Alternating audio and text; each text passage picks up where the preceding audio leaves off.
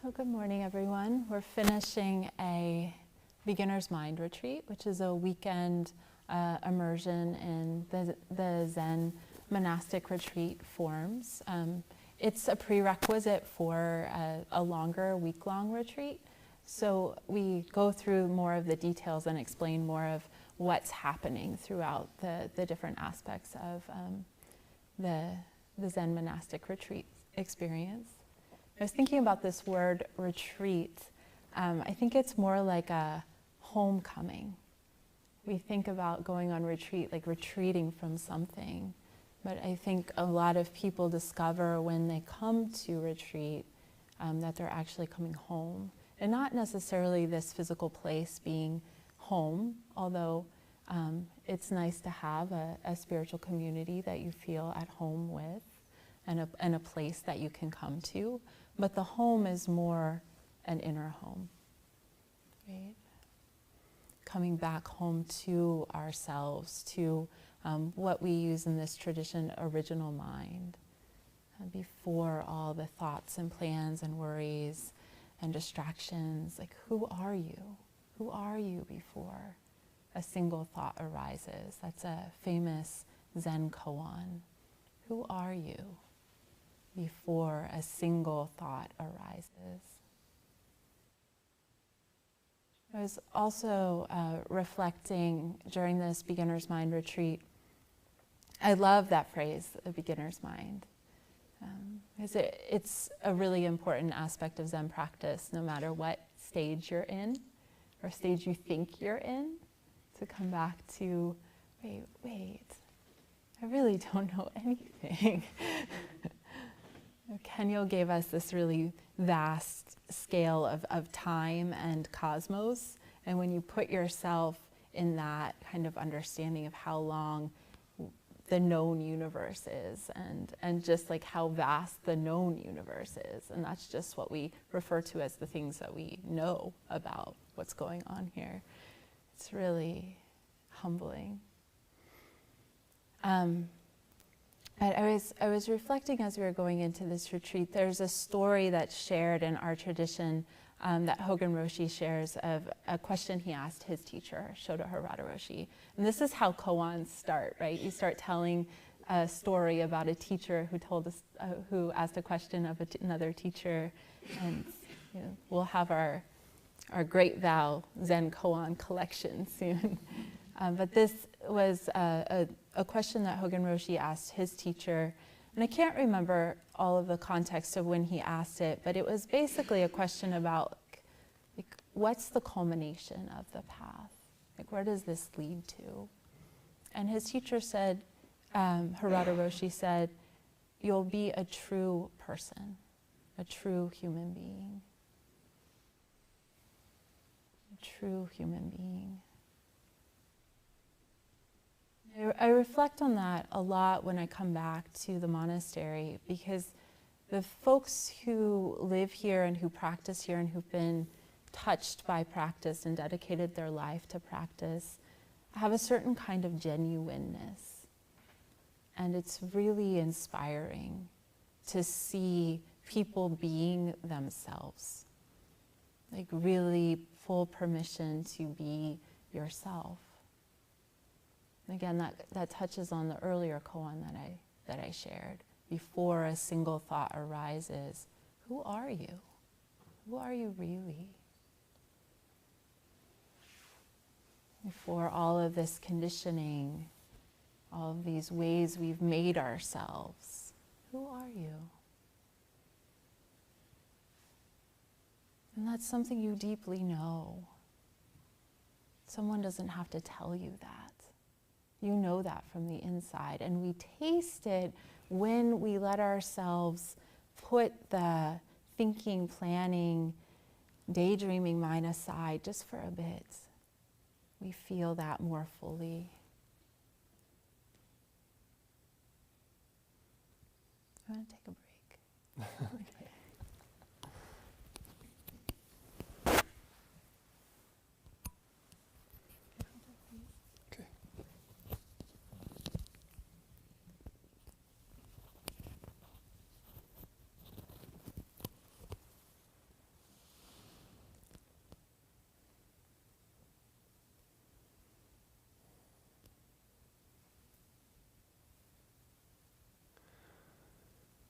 So we go to a lot of effort to create this environment of practice. And it's an interesting question, how do we practice, how do we live as a genuine person when we step out of this container? It's possible to use the retreat container and even just to use meditation as a place to hide.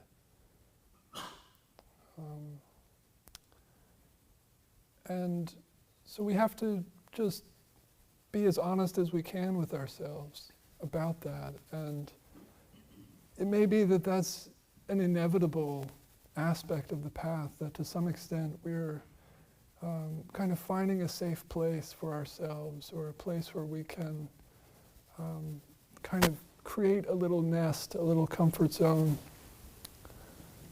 And we do that in lots of different ways in life.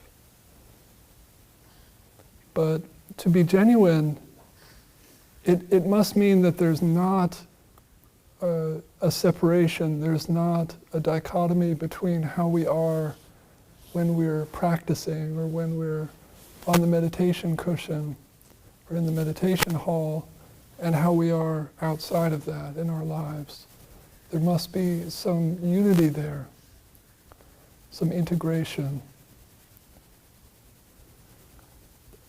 The American philosopher Ken Wilber has a helpful framework for thinking about the spiritual life. He talks about different dimensions of the path in terms of waking up, growing up, showing up, and cleaning up. And in Zen meditation, we're pretty focused on the waking up. But I think it turns out that all of these are kind of all happening at once, maybe all the time. The growing up is how we evolve as a human being, how we develop our character, how we develop various skills in life, different lines of development. Showing up is partly what I was just talking about, just how we are in the world, how we manifest, whether we're available, how we take responsibility for our lives, how we engage. And then the cleaning up is working with the unconscious, working with the shadow, working with the part of ourselves that is hidden from us, and that causes trouble behind the scenes in ways that we don't have total control over, so we have to do some work to excavate what's hidden. So those are all important dimensions. But right now I'm really reflecting on this aspect of just showing up, how we show up in all aspects of our lives. When we step out of the meditation hall, what is it to be genuine? What is our standard? We can't carry the same state of mind necessarily. We can't always maintain a concentrated, kind of one-pointed focus in life. I notice that sometimes I recoil, or I put up armor, some kind of defense against situations or people, or life knocks us around, and we develop strategies for coping and for staying safe, and that's important. But the way we're able to open up in meditation, in some way it must be possible to carry that out into our lives, or else it's really not real. It's not genuine if it's something that is confined to a protected sphere. So I think that's part of being a true person, is connecting with a way of being that is not confined to any particular context, that is unconditional, so that we're truly free to move through the world, undefended, with the heart undefended.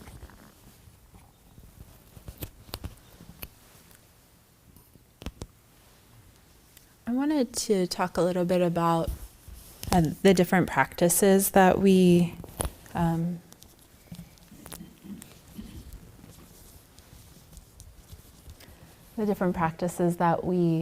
explored during the retreat, because this can give us a bit of a framework for how to carry practice out of retreat. Oftentimes, because we spend a lot of time in the beginning of retreat and in daily life practice working with concentration or having like a focus, we can associate meditation with that. Like, oh yeah, I just need to be focused on the breath all the time, and that's what meditation is. But that's harder to do in daily life, right? So that stream of meditation, we often call concentration practice or absorption practice, and that's usually having a method, some aspect of the sense field. So some people use the breath or sound or the visual field to anchor attention, to make that connection. So that's part of that switching from awareness or from thinking to awareness, is having something that's anchored in the present moment, and all of our senses are, and utilizing that to connect to present moment experience. And that can be something that you do for 10 minutes a day, or 15 minutes a day, or a half hour a day, or 2 hours a day, or for a single breath in the midst of a lot of activity. Or I used to meditate in the bathroom when I worked at I worked at a nursing home while I was in training here, and it was like busy, and so I could go to the bathroom and take like 6 breaths or however long I could spend in there. And that was just, an opportunity to drop back down into present moment experience. So that's the mindfulness concentration arm of Buddhist or spiritual life. And then we have the insight arm. So that's something that we explored yesterday, which is bringing curiosity to your experience. And yesterday we looked into the nature of thought, and I also said you can look into, anything that comes up as a perceived obstacle. You can notice that there's resistance or there's fighting, and then look into the nature of it. Become curious. Well, what is this really? What is this made of? This thing that I'm calling physical pain, this thing that I'm reacting to as a conflict, anything that you notice that there's some friction, it can become an opportunity to look into. And the two important ingredients for investigation are compassion, so being kind and generous with yourself, having a little bit of space around whatever that arising is, and then also curiosity, like a real genuine interest in what is happening. This is part of my life, this friction, this suffering, this pain, this conflict, this is part of my life. Like, what is it made of? Like, how does it arise? What does it actually feel like? So it's dropping out of the head, which when we have a reaction to something, then often our minds can go very quickly into pulling up memories of when that happened in the past, pulling up disaster thinking about how that what will happen in the future, spinning out about whatever situation it is, whatever physical experience, whatever emotional experience. And practice invites us to drop from that thinking, planning, moving, disaster mongering mind into, well, actually, what am I experiencing? Like, where does that live in my body? What is, does it have a color? Does it have a shape? Is it moving? Is it still? And just like getting closer to the actual experience. And so that's the investigation, and that's deep. There's so much you can do in that realm, but that's the investigation arm of practice, which we also explored yesterday a little bit. And then we have this whole dimension of heart-based practices. And these can be so nourishing in daily life. I find myself turning towards loving kindness practice often when violence erupts in the world and I don't know how to respond, but I want to stay engaged. So what can I do? I can keep my heart open. How can I do that?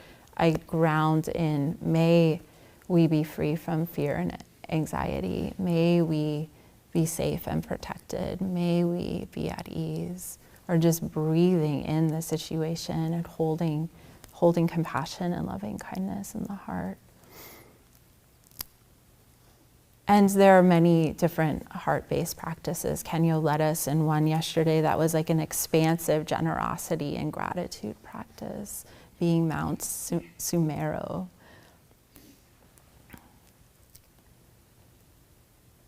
And heart-based practice is also expressed in our tradition as the precepts, living the precepts, investigating your ethical guidelines. What kind of ethical code are you living by? What are you taking refuge in?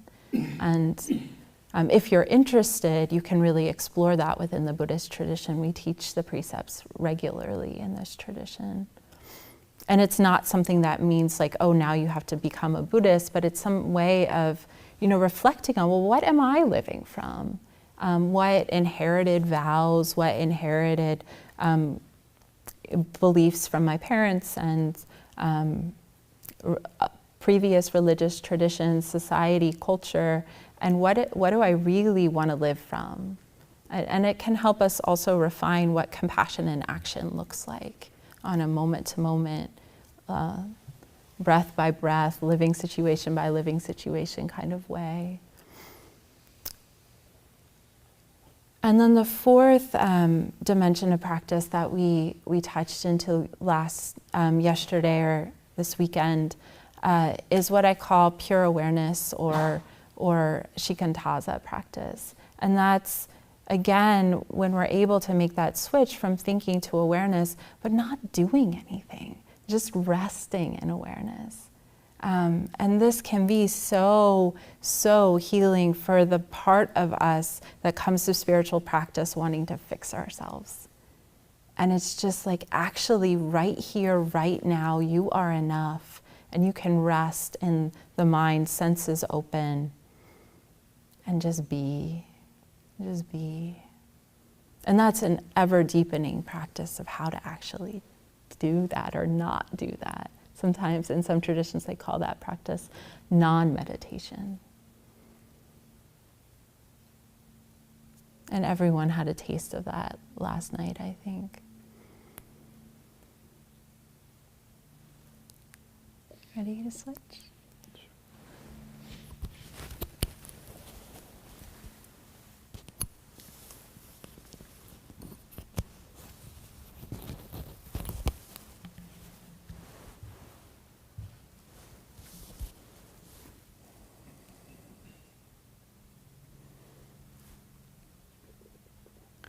So there's a radical view, as Hogan Roshi once stated it to me, all that matters in practice is non-duality and loving kindness. That's all you need. And there's a truth to that, a radical truth to that.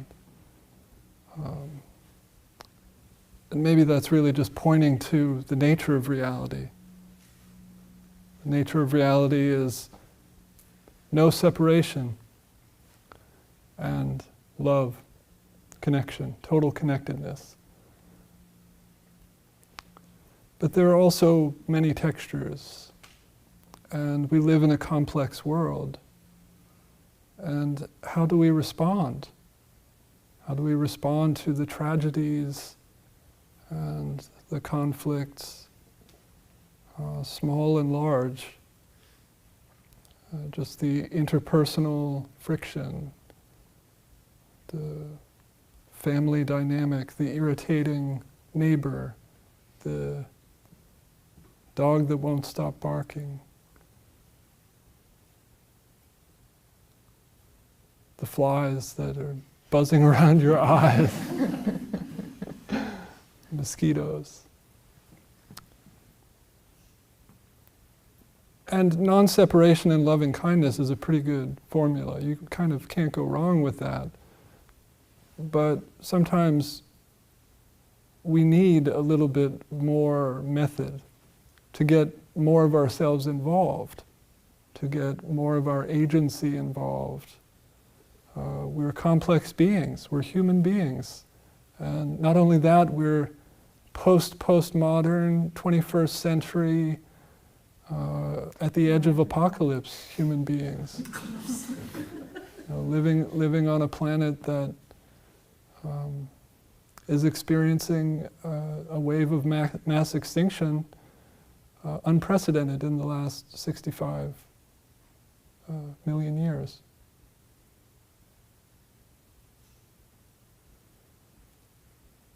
And so, how can we be fully present, fully awake, our hearts fully open in the midst of all of that?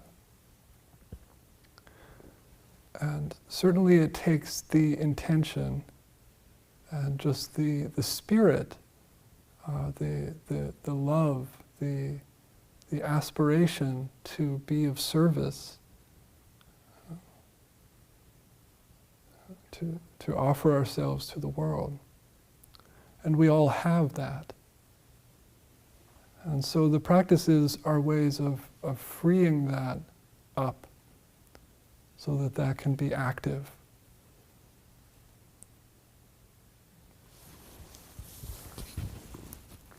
Say? I can read my poem.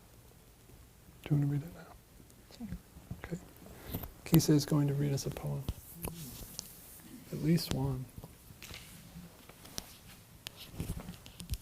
This is a poem by William Stafford. It's called Being a Person.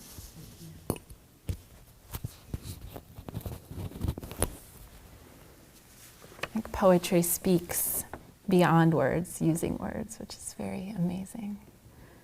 Being a person. Be a person here. Stand by the river. Invoke the owls. Invoke winter, then spring. Let any season that wants to come here make its own call. After that sound goes away, wait. A slow bubble rises through the earth and begins to include sky, stars, all space, even the out-racing, expanding thought. Come back and hear the little sound again. Come back and hear the little sound again. Suddenly, this dream that you are having matches everyone's dream, and the result is the world. Suddenly, this dream you are having matches everyone's dream, and the result is the world. If a different call came, there wouldn't be any world or you or the river or the owls calling. How you stand here is important. How you stand here is important. How you listen for the next thing to happen. How you breathe. How you listen for the next thing to happen. How you breathe.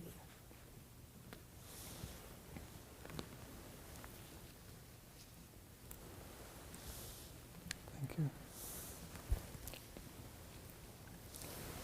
We'd like to open the floor to see if anyone has any questions or anything you would like to share.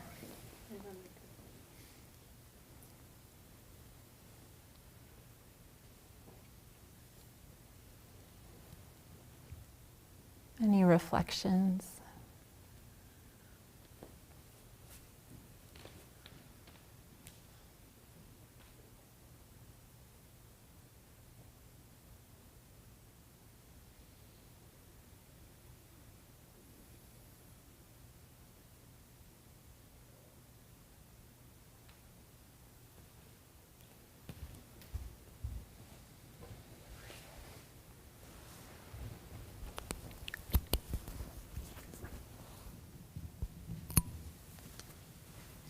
Share something to break the ice.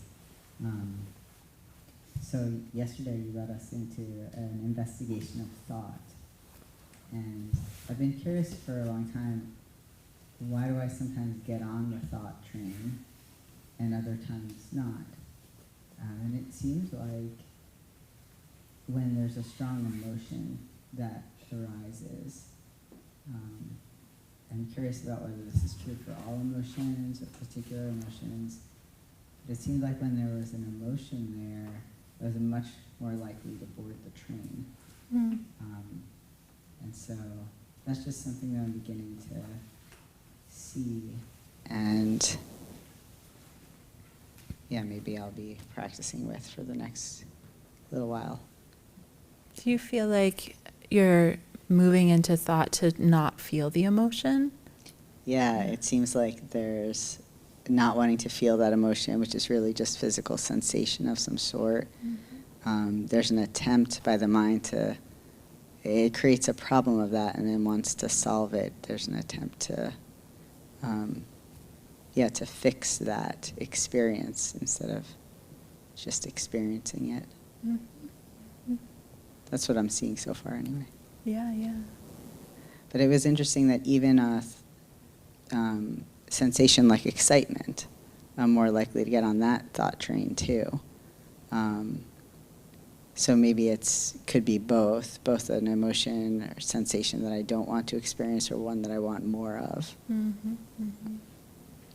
Mm-hmm. Thank you, Jaku. Did anyone else notice that at all? Yeah.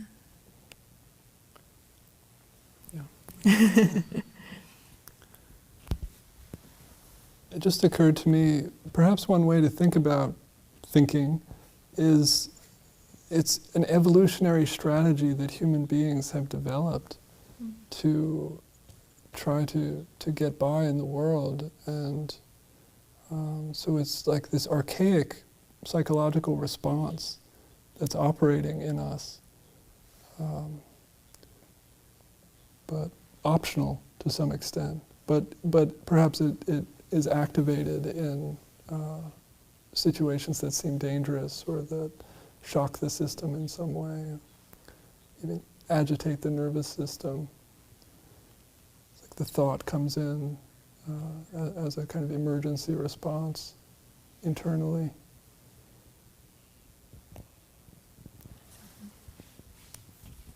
I remember my first couple of retreats, people would be talking about knee pain and I'd be like, I don't have any of that.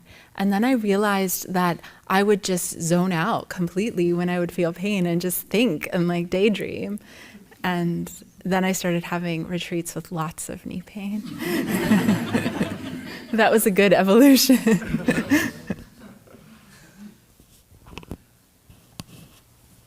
Other reflections? Hossein.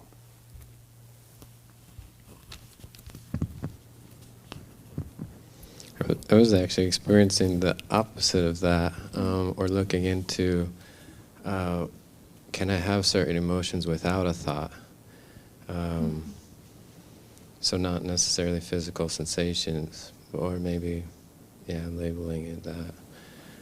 So realizing when I was saying, I'm sad because of this, or I'm mad because of this, or there's always something that's explaining it. So once I take out the reason behind it, was just, well, really, what is that? So yeah, maybe the opposite. Or just another step in the process, I think. Mm-hmm. Yeah, and I guess maybe starting to look into what are genuine, unprovoked emotions. Is there just a state of, like when I was feeling open, okay, so I could call that calm, or I could call that relaxed. Is that an emotion, or so yeah, it just got me curious about other things. Mm-hmm, mm-hmm.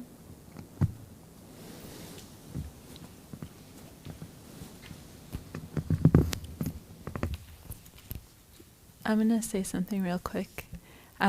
Jill Bolt-Taylor, who's a neuroscientist, she did a research study showing how long an emotion lasts if you're not feeding it with additional thoughts, and it's 90 seconds. And so that's, I mean, it's an interesting, are you laughing because you thought it should be longer? Yeah, okay. I did too. I thought it should be longer. Yeah.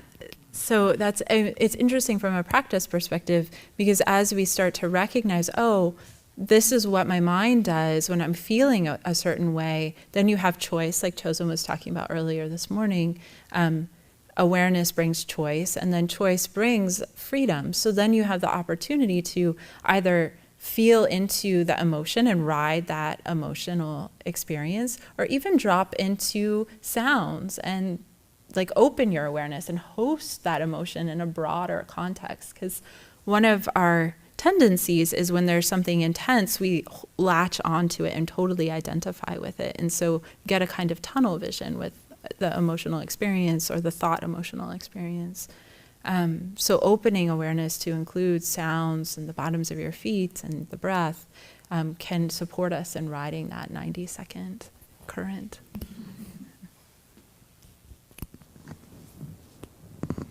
Thank you. This is my first experience here. I've been really grateful for the presence of acknowledgement of what's going on in the world in the space this weekend. I guess I'm just interested in thoughts or comments that you might have on, I'm pretty new to the idea of non-duality, and I was particularly grateful for the naming of suffering from white supremacy in the services. And that's something that I think a lot about and do a lot of work against in my life. And I tend to think of it as an unmitigated evil. So I'm just interested in reflections between sort of that space and the recognition of that suffering and the kinds of things that I'm reading and seeing, for instance, in the Chant Book about non-duality. Thank you.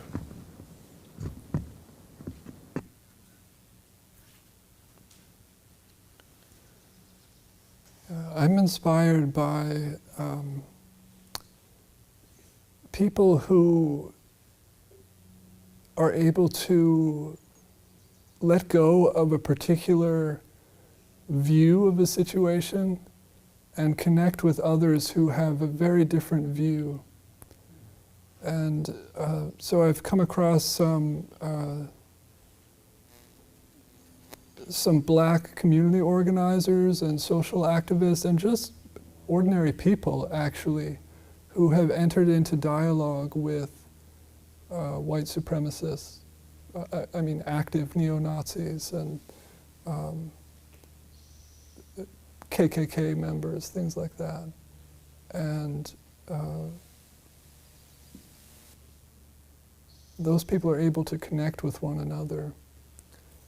And the kind of transformation that comes out of that seems to have more potential than just thinking that I'm right, that those people are terrible, and if they just didn't exist, then everything would be fine. It's not a very realistic approach.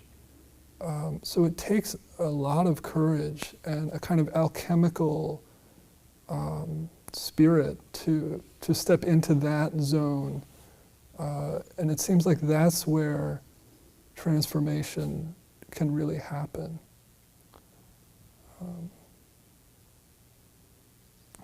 So I admire that from afar, and I'd like to do more to actually step into that. And I think the Dharma gives us tools to look into the nature of our own fixed beliefs and where we get hooked into this right and wrong thinking, and how we can take the next best compassionate step. So Tara Brach has this beautiful phrase called radical acceptance. And radical acceptance means accepting what's happening now because it's what's happening. And then from that place of not putting they're wrong, I'm right, or I'm wrong, they're right, or however that dualistic mind thinks about the situation, stepping back and seeing the whole of it, seeing everybody's humanity, and then taking the next best compassionate step to work towards justice, or to work towards peace, or to work towards love. Because we are human, and changing hearts and minds is a slow relational process too. And that's why non-duality and love are put together. I want to say one other thing about that. Yeah, and it seems like some other people do too. Yeah. In spiritual circles, systemic analysis, social analysis can get a bad rap, actually. And I think it's important that we utilize the intellect to analyze social structures, to analyze structures of oppression, and to recognize them, to identify them very clearly. And I think that's an important part of spiritual practice, and is an act of compassion, or has the potential to be. So the challenge, I think, is how to do that, how to use the intellect, how to analyze systems of power in a way that is compassionate and in the service of compassion. Let's see, it looked like some folks over here were next. Maybe Bix first.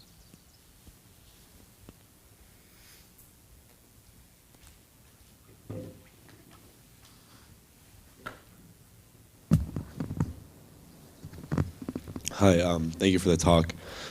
One thing that came up for me during this last period of Zazen was I started to lose sight of the present moment a little bit and just become stressed. And it's not like the stress itself was very overwhelming. I was just sort of thinking about I just have a few things that I need to do, and just sort of thinking about when I'm going to do them. And it's not like that stress was overwhelming, but I don't usually encounter stress when I'm in Zazen.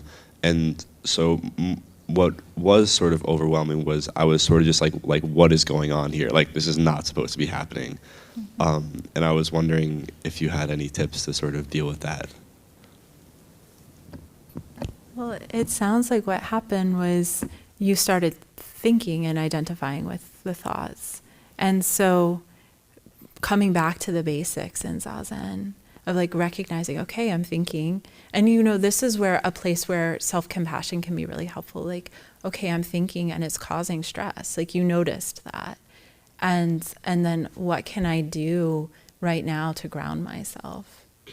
And can you come back to the breath? Can you open awareness to sound? Some touchstone that will help you hold that stress. So you're not necessarily going to get rid of the thoughts, but you're putting them in the context of the present moment. You're bringing yourself back to the present moment. Yeah. Thank you.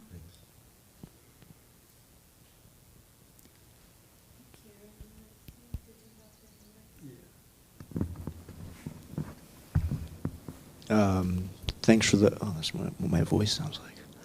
Oh God. Thanks for the talk, and just to kind of contribute to two things that you guys were saying that I think they were really kind of saying the same thing. Kennyo, you were talking about those 4 different processes of waking up, growing up, cleaning up, and showing up, and coming from a background of integral Zen, we added something that I think that I found very crucial in my life that just came to mind. That's been such a contributory point to practice, and that's what they added to as a fifth one was, pardon my language, but fucking up. And because as someone, like for myself and as a generation of like millennials and so forth, it's like this seems to be this generational fear of failure and fear of making mistakes. And I mean, I don't know about anybody else, but I've learned exactly what I needed to do in my life through making tons of mistakes and then cleaning up as fast as possible and taking full responsibility and ownership for that. And it seems to be this thing that contributes to practices like loving kindness and so forth. There are different processes, but it all works together. And I don't see any separation between the two. So just wanted to add that. I think that's good. Yeah. Do you want to say any concluding words? Oh, you should.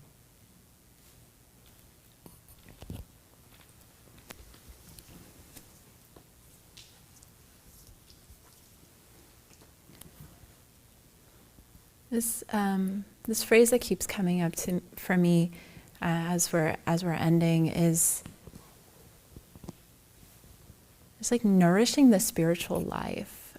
And I don't know if everyone here identifies with having a spiritual life, but that's part of what is touched and uncovered in this practice. And you may reflect as you leave today, just like how long you've been actually on a spiritual path and how your spiritual life has been nourished throughout your life.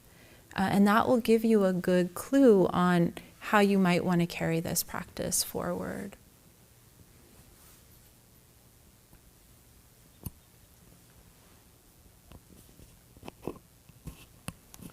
And sometimes you have to really trust your heart and wade through layers of self-deception and convolution, excuses and so forth, or just kind of false pathways. You know, we have so many different motivations working through us and desires, and yeah, it takes some patience and some flexibility and maybe faith, trust to keep coming back to the heart's true north. Thank you, everyone.